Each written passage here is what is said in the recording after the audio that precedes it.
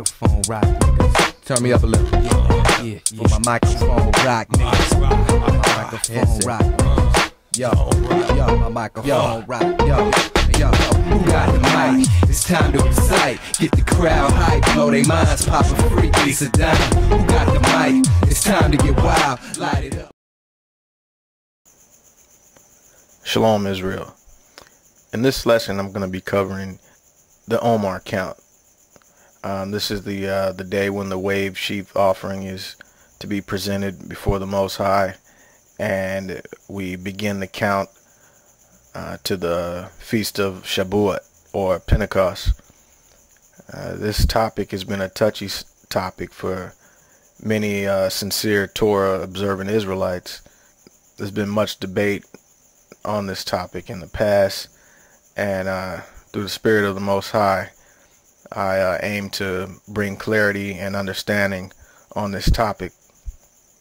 So let's begin. I'll mainly be focusing on Leviticus chapter 23 and verse 11. This is a scripture where that the controversy begins with. So I'll read. And he shall wave the sheaf before Yahweh to be accepted for you. On the morrow after the Sabbath, the priest shall wave it. Now, the controversy in this verse is basically this phrase here, the morrow after the Sabbath. This is where it all begins. You have some who believe that it's speaking of the day after the weekly Sabbath, after the Feast of Unleavened Bread is begin. Many believe that the Omer Count begins on the day after the weekly Sabbath. I'm going to show that that's incorrect, and in fact the Omer Count begins on the day after the Sabbath of the feast, which is the 16th of Abib. To get understanding on this, let's go back towards the beginning of the chapter. Let's go in Leviticus 23 verse 2 and begin reading.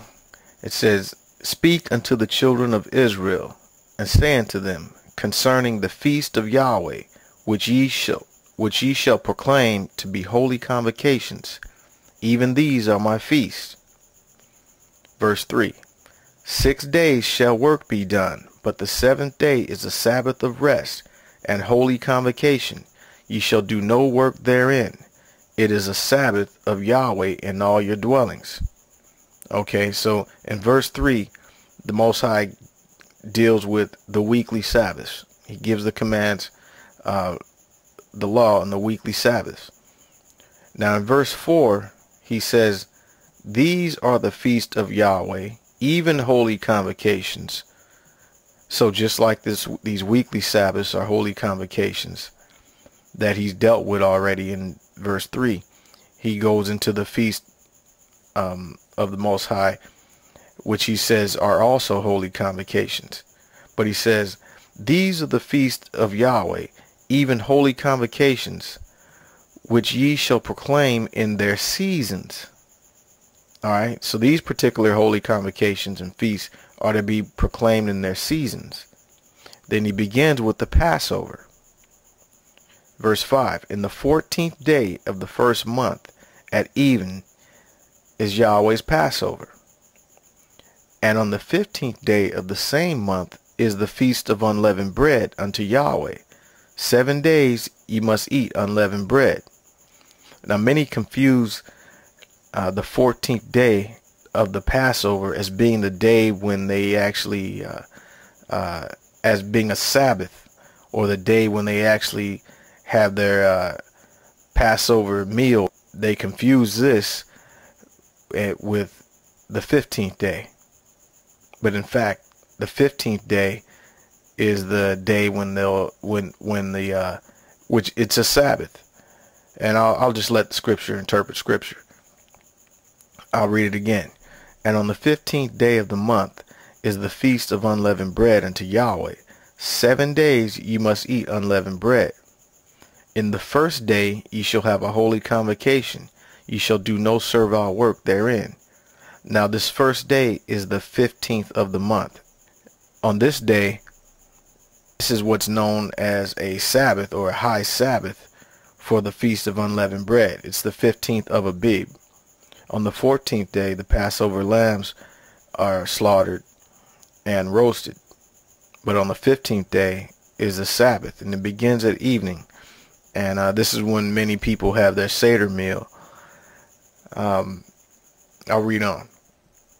But ye shall offer an offering made by fire unto Yahweh 7 days. In the 7th day is an holy convocation. Ye shall do no servile work therein.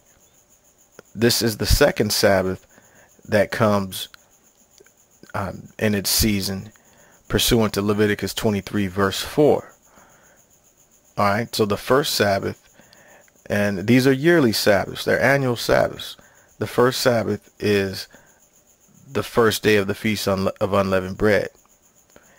Now in the 7th day is another Sabbath. Okay. Now let's go on down to verse 10. It reads, Speak unto the children of Israel, and say unto them, When ye come into the land which I give unto you, and shall reap the harvest thereof, then ye shall bring a sheaf of the first fruits of your harvest unto the priest. And he shall wave the sheaf before Yahweh to be accepted for you. On the morrow after the Sabbath, the priest shall wave it. Now, we've already covered the weekly Sabbaths in verse 3. All right. So the day after the Sabbath, is speaking of the first annual Sabbath, which begins on the 15th of Abib. Now, I'm going to prove this.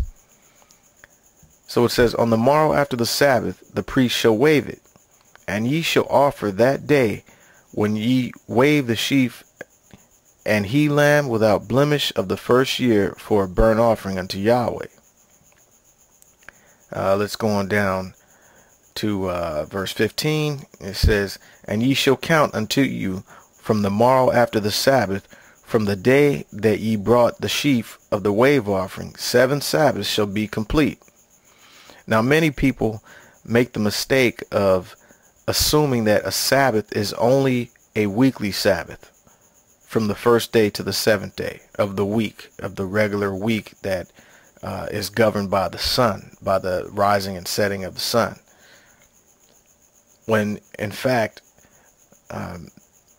I'll show you that this terminology was common amongst Hebrews.